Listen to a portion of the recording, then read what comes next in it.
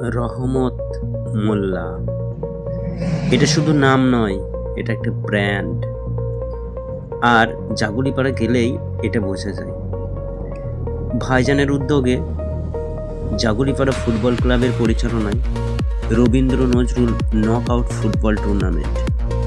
আজ এই টুর্নামেন্টের শুভ উদ্বোধনী ম্যাচে মুখোমুখি হয় গলসি এবং হাটগোবিন্দপুর দল।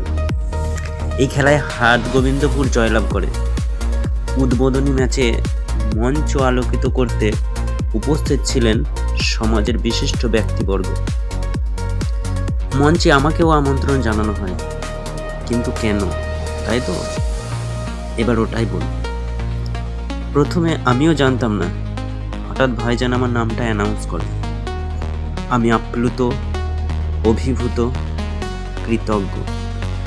তারপর সোশ্যাল মিডিয়ায় কাজের জন্য আমাকে সম্মানিত করা হয়। আমার হাতে স্মারক সম্মান তুলে দেন শ্রী রাসবিহারী হালদার মহাশয়। আমি গর্বিত। ধন্যবাদ জানাই জাগুলিপাড়া ফুটবল ক্লাবের প্রত্যেকটা সদস্যকে। বিশেষ ধন্যবাদ জানাই আমার বন্ধু কিরামত মোল্লা এবং রহমত ভাইজানকে।